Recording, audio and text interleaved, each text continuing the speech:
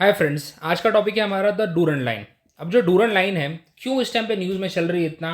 वैसे तो हमेशा न्यूज़ में रहती है, बस ये डिपेंड करता है कि आप उसको पढ़ रहे हो कि नहीं पढ़ रहे हो।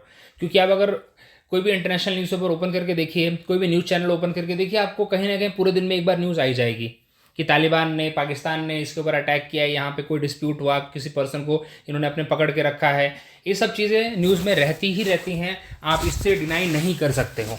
ओके, बस ये डिपेंड करता है कि आप कितना अवेयर हैं इसको लेके। अभी डूरल लाइन की थोड़ी हम हिस्ट्री जानेंगे कि क्यों इस टाइम पे न्यूज़ में चल रहा है और हमारी जो नेशनल मीडिया है इसको उन्होंने क्यों कवर कर रखा है। चलिए पहले इसकी हिस्ट्री जान लेते हैं। वैसे डूरल लाइन आपको बता दूं, बचपन से आप सबने सुना है कि ये एग्जिस्ट करती है इंडिया और अफगान के बीच। होपफुली आपने पढ़ा भी होगा कहीं ना कहीं। इसकी 105 किलोमीटर की लेंथ है और इंडिया और अफगानिस्तान के बीच में है। लेकिन सच मायने में देखूं तो ये अफगानिस्तान और पाकिस्तान के बीच में बहुत ज़्यादा है। इसकी लेंथ है अराउंड 2600 किलोमीटर। ये देखिए पूरी लाइन जो है ये अफगानिस्तान और पाकिस्तान के बीच में। हमारे यहाँ पे एक छोटा सा इसका बॉर्डर यहाँ पे मिलता है जो कि 105 किलोमीटर का एरिया है यहाँ पे, सॉरी लेंथ है यहाँ पे। आप देखिए कश्मीर को मिल रहा है, जम्मू एंड कश्मीर को। लेकिन ये जो पार्ट है यहाँ पे, this part is now under the control of Pakistan. Pakistan governed area है, आपको भी पता है, क्योंकि ये डिस्प्यूटेड टेरिटरी है। इसको हम बोलते हैं पाकिस्तान ऑक्यूपाइड कश्मीर, पीओके बोलते हैं इन शॉर्ट हम इसको। तो अगर ये हमारे पास होता, मतलब पेपर पे तो है, बट अगर एक्चुअल में होता हमारे पास, तो हम डायरेक्टली अफगानिस्तान में एंटर कर लेते। हमको यहाँ से ईरान के अंदर हमें चाबहार पोर्ट खरीदने की ज़रूरत नहीं पड़ती। एक तरह से हमारा एक्सपेक्ट यहाँ से हम सीधा ताजिकिस्तान और बाकी सेंट्रल एशिया में हम जा सकते थे। चलिए उसके ऊपर कभी और बात करेंगे। अब यहाँ पे डिस्कस करते हैं कि जो लाइन है, डूरन लाइन है बिटवीन अफगानिस्तान और पाकिस्तान, ये इसका हिस्टोरिकल एक्सपेक्ट क्या है। बिकॉज ब्रिटिशर्स को हमेशा से डर था। अभी पाकिस्तान उस टाइम एग्जिस्ट नहीं करता था, उस टाइम पे ब्रिटिश इंडिया का पार्ट था, ठीक है, यूनाइटेड इंडिया का पार्ट था। तो हमेशा से ब्रिटिशर्स को डर था, इसलिए उन्होंने 2 अफगान वॉर भी लड़े। उनको ये डर था कि अगर अफगानिस्तान, अगर रशिया कहीं अटैक ना करे, सेंट्रल एशिया से कोई अटैक ना आए उनके ऊपर, तो कहाँ लड़ेंगे वो। तो उन्होंने अफगानिस्तान को कैप्चर करने की पूरी कोशिश की, करेक्ट। लेकिन दोनों बार उन्हें फेलियर ही मिला था। पैसे बहुत लगाए, पावर बहुत लगाई, लेकिन दोनों बार उन्हें फेलियर मिला। कुछ कुछ टेरिटरी उन्होंने अपने कब्जे में रख ली, ओके। लेकिन somehow it was not a very successful idea to capture Afghanistan, because इसको अफगानिस्तान को हमेशा से वो बफर स्टेट बनाना चाहते थे, ओके। अब बोलो कि अफगानिस्तान में वैसे भी कुछ नहीं है, इतना कुछ नहीं है कि बहुत ज़्यादा तुम ना वहाँ से एक्सट्रैक्ट कर पाओ रिसोर्सेस। तो उन्होंने बोला कि इसको लड़ाई का मैदान ही बनने दो ना, कोई प्रॉब्लम नहीं है। मुगलों ने भी वही किया था, ओके। तो ब्रिटिशर्स का भी वही थॉट था। तो उन्होंने यहाँ के जो आमिर थे अब्दुल रहमान खान, उनके साथ डील साइन की कि it will act as a buffer state, आप हमें प्रोटेक्शन देंगे एंड ऑल, मतलब आप हम पे अटैक नहीं करेंगे, एंड जो भी होगा मैनेज आप यहीं पे कर लेंगे। तो जिसके जो ब्रिटिश सेक्रेटरी जो गया था साइन करने के लिए, उसका नाम था सर मॉर्टिमर डूरंट। तो इसी के नाम पे लाइन पड़ी हुई है, ओके। तो इसका हिस्टोरिकल कंटेक्स्ट यही है। 1893 में डील साइन हुई थी और 1893 से लेके आप 1947 तक देख लीजिए इस लाइन को। भाई ब्रिटिश इंडिया ने तो माना क्योंकि उस टाइम पे ब्रिटिशर्स थे। लेकिन जैसे ही ब्रिटिशर गए, आपको क्या लगता है कि ये जो लाइन अब किसके पास आ गई, मतलब किसकी बॉर्डर बन गई, सॉरी, ये बन गई अफगानिस्तान और पाकिस्तान की बॉर्डर। अब ये तो किसी तरीके से बॉर्डर रहा नहीं ना इंडिया का, इंडिया की रीच तो अब यहाँ तक नहीं है। तो दैट्स वाई अब ये बन गया पाकिस्तान और अफगानिस्तान का border, not of India. India का थोड़ा सा है, चलो उसको कभी और देखेंगे। वही चीज़ है यहाँ पे, हिस्टोरिकल कंटेक्स्ट वही है। The British established the Durand Line to consolidate their control over the region, that is of Afghanistan, particularly against the Pashtun resistance. Pashtun वहाँ के रीजनल वो है, ट्राइब है, okay, and to serve as a buffer against Russia expansion in central Asia, okay. तो basically उन्हें Russia से बहुत ज़्यादा डर था, उस टाइम का यूएसएसआर आप बोल सकते हो, ओके। चलिए आगे बढ़ते हैं अब यहाँ पे। अब यहाँ पे ये तो चलो कंसर्न हमें समझ में आ गया, तो हिस्टोरिकल एक्सपेक्ट है। लेकिन अभी का एक एथनिक कंसेप्ट है इनका, उसको देखते हैं। पंजाबीज हैं यहाँ पे और पश्तून है, इनके बीच में बहुत बड़ा मसला चल रहा है भाई, ओके। अब ये देखिए जो यहाँ पे मार्क है, डिमार्केट जो टेरिटरी है यहाँ पे, ये देखिए पूरा, ये देखोगे आप, ये अफगान, ये देखो ये डूरन लाइन है, आपको वापस बता रहा है, दिस इज डूरन लाइन। इधर है क्वेटा, क्वेटा किसकी कैपिटल है, बलूचिस्तान की कैपिटल है। ये है बलूचिस्तान, ये पूरा ये देख लीजिए यहाँ पे, ये पूरा नीचे से लेके ये बलूचिस्तान वाले इंडस से पहले, हाँ, ये बलूचिस्तान की टेरिटरी आ जाती है यहाँ पे, ऐसे बलूचिस्तान आ जाता है यहाँ पे। उसके बाद ऊपर वाला पार्ट, इसके बाद इनका क्या बोलते हैं, ये जो एरिया है यहाँ पे, इस एरिया में बहुत ज़्यादा मतलब अपर जो है वो उसमें पश्तून बहुत ज़्यादा डोमिनेट करते हैं, ठीक है। जब बलूच वाला टॉपिक आपको पढ़ाया था तो वहाँ पे भी बलूच को भी बहुत ज़्यादा कंसर्न है पश्तून के साथ। बट यहाँ पे देखते हैं अभी, चलिए ये जो पूरा टेरिटरी है जिसको लाइट ऑरेंज में कर रखा है ये वाला, इस एरिया में, पूरे एरिया में पश्तून रहते हैं, हैविली पॉपुलेटेड है पश्तून द्वारा ये। अब ये देख रहे होंगे आप लोग, थोड़ा सा इसको मैं ना क्लियर कर देता हूँ, समझने के लिए काफ़ी ईजी हो जाएगा। एक बार समझ लिया तो बहुत आसान है, कुछ भी नहीं है इसके अंदर। अब देखो यहाँ पे पेन भी दूसरा ले लेता हूँ, ठीक है। अब ये रेड लाइन आपको दिख रही होगी, ये है हमारी डूरन लाइन। ये पूरा जो टेरिटरी है, ये जो यहाँ पे मैं मार्क कर रहा हूँ, ये है पूरी की पूरी जहाँ पे पश्तून डोमिनेंस है। अब बीच में अगर आप देखो, डूरन लाइन की वजह से आपको नहीं लग रहा कि पश्तून बट गए, पश्तून दो हिस्से में आ गए, ठीक है। ये उनका बहुत एक मेजर एरिया अफगानिस्तान में चला गया और एक बहुत बड़ा एरिया अगेन पाकिस्तान में भी आ गया। अब इसके बारे में कभी भी ब्रिटिशर्स ने कुछ सोचा नहीं, क्योंकि ब्रिटिशर जो लाइन वो मार रहे हैं उनको इससे कोई फ़र्क नहीं पड़ रहा कि कौन सी एथनिसिटी दो हिस्सों में बट रही है, उससे उन्हें कोई फ़र्क नहीं पड़ रहा है। ये बात आप समझिए। और यही बहुत बड़ा उनकी ना एक जियोपॉलिटिकल फेलियर बोलूँगा, या उनकी ना जहाँ से भी वो निकले हैं, ब्रिटिशर्स जहाँ से भी निकले हैं, वो एरिया कभी भी शांत रहा ही नहीं है। आप देख लीजिए, इंडिया पाकिस्तान से निकले, उनके बीच में भी एक छोटा सा पार्ट रह ही गया, ओके। यहाँ से भी निकले, मतलब ऑफकोर्स ये भी यहाँ से भी निकले तो ये भी उन्हीं की देन है, डूरन लाइन। यहाँ पे भी एक कंसर्न है क्योंकि यहाँ पे रहती है, this is a Pashtun dominated area, okay. और यहाँ पे रहते हैं, ये देखिए बहुत अच्छा मैप है, दिस इज़ पंजाबीज। ये देखिए ये तो अपना ही है, सॉरी ये तो अपना है, ये लुधियाना अमृतसर अपना है, ठीक है।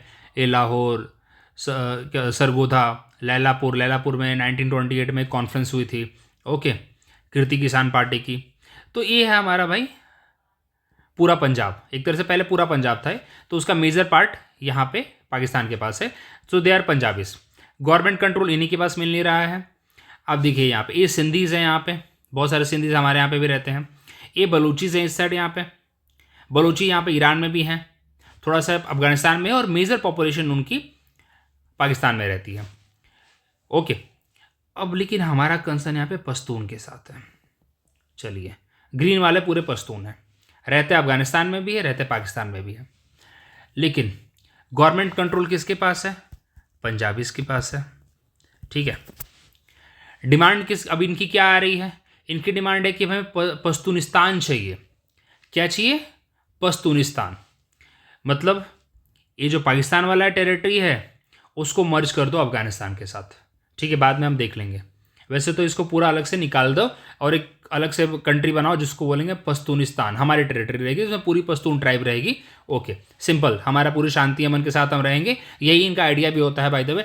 यहाँ वाली टेरिटरी बोलती है हमको बलूचिस्तान अलग करो पूरा, जिसमें ईरान वाला पार्ट भी हम लेके रहेंगे, तो ये हम अलग से अपना रहेंगे, अपने रिसोर्सेज हम अपने मैनेज करेंगे।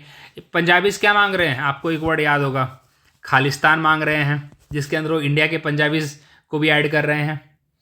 तो ये अपने आप में कितनी, अब फिर सिंध वाला भी तो अलग हो जाएगा ना, तो अपने आप में यहीं पे 4 कंट्री बन जाएगी। ये कहानी है यहाँ की। तो हमारा इशू यहाँ पे पश्तून के साथ ही है। पश्तून थोड़े से पाकिस्तान में भी आ गए, अब थोड़े बहुत नहीं है, काफ़ी लार्ज नंबर है उनका, और अफगानिस्तान में तो है ही। सबसे बड़ी जो उनकी भाई कैपिटल है काबुल, वहाँ पे है।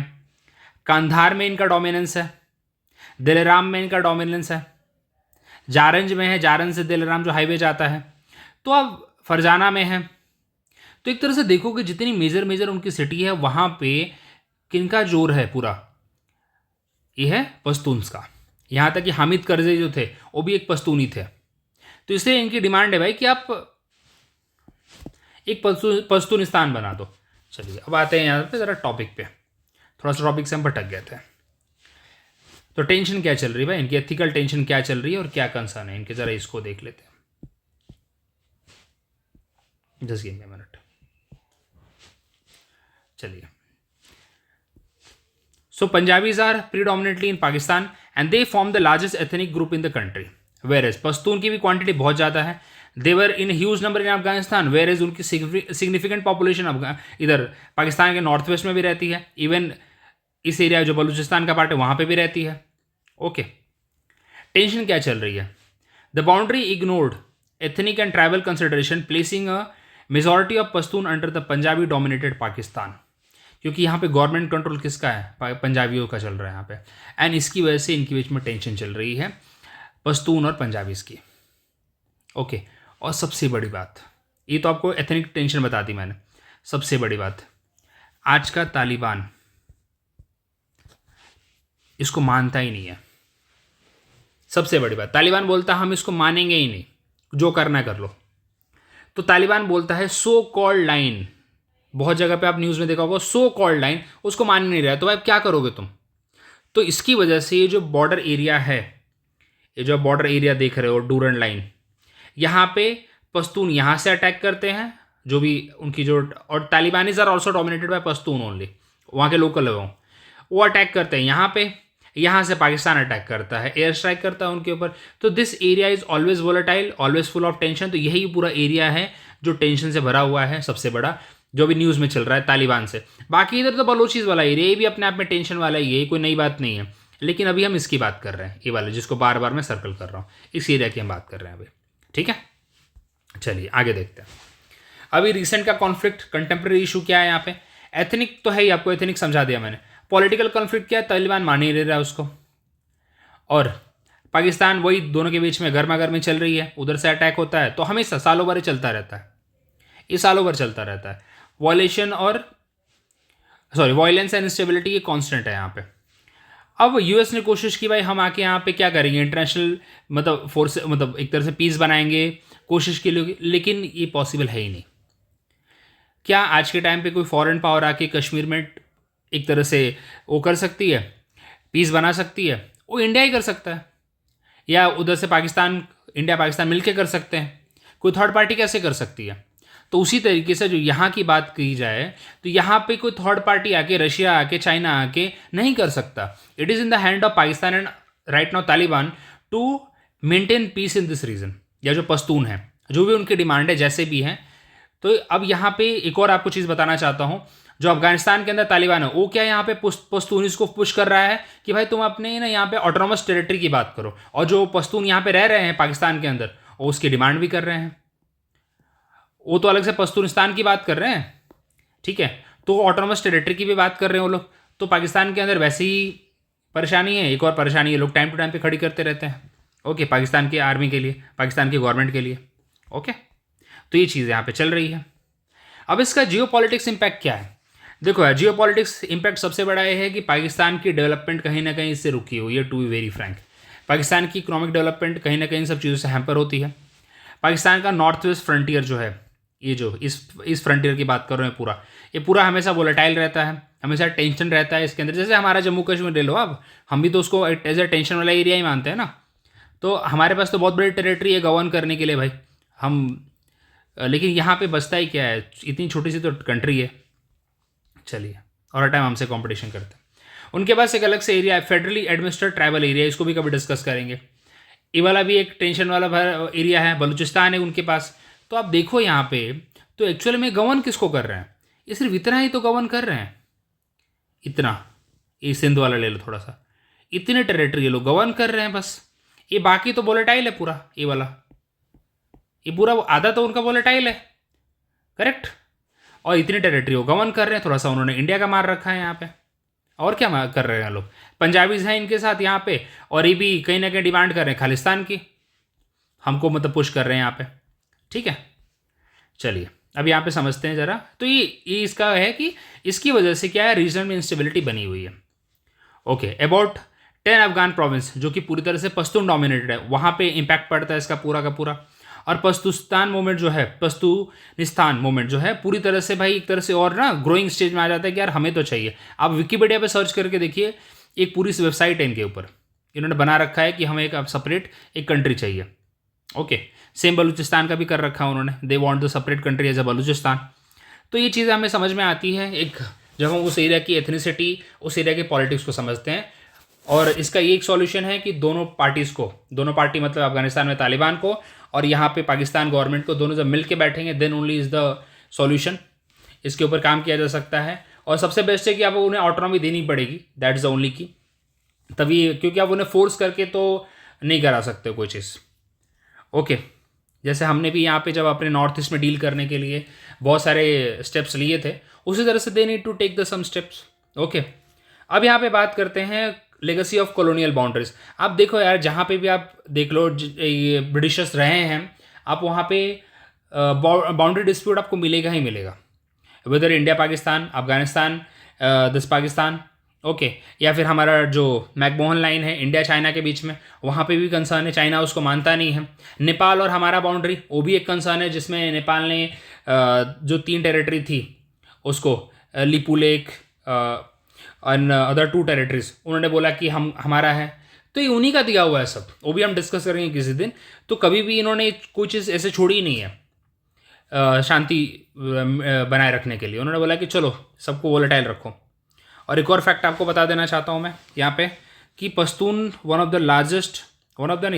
The largest tribe. क्यों ट्राइब बोला है? Because still they are working on the family and the clan system, उनका वर्क करता है यहाँ पे। उनके पॉलिटिकल स्ट्रक्चर भाई अलग है, ट्राइबल के पॉलिटिकल स्ट्रक्चर पूरे अलग है, डेमोक्रेसी नहीं चलती वहाँ पे। जब अमेरिका था ना अफगानिस्तान में और बोलता था कि यार अफगानिस्तान में डेमोक्रेसी है, टू बी वेरी फ्रैंक आपको बताओ डेमोक्रेसी कहाँ थी? बस आप सोच के हैरान हो जाओगे, डेमोक्रेसी सिर्फ यहाँ पे थी, इतने एरिया में डेमोक्रेसी थी जहाँ पे करजई भाई का कंट्रोल था। बाकी पूरे अफगानिस्तान में नहीं थी भाई कोई डेमोक्रेसी, ठीक है, सबकी अलग अलग कहानी है। और कुछ टेरिटरीज के नाम देख लो यहाँ पे, कुछ एरिया के नाम देख लो। मज़ार शरीफ एक जगह का नाम है, हेरात आपको पता होगा, न्यूज़ में रहता है काफ़ी। उसके बाद दिलराम, जारंस दिलराम टू हमारा यहाँ पे हाईवे हमने बना के दिया है अफगानिस्तान को। कांधार आपको पता ही है, जहाँ की गांधारी थी, इसका तो काफ़ी अच्छा सिग्निफिकेंस है हमसे। ओके, काबुल आपको पता ही है। तो ये सारे टेरिटरीज हैं, एग्जाम में कभी पूछ लेता हूँ। ओके, तो चलिए मिलते हैं अगले वीडियो में अगले टॉपिक के साथ। इस टॉपिक को और हम थोड़ा डिस्कस करेंगे, पश्तूनिस्तान को। So let's see in another video. Thank you so much. अगर वीडियो पसंद आया तो please like, share and subscribe the channel. Thank you.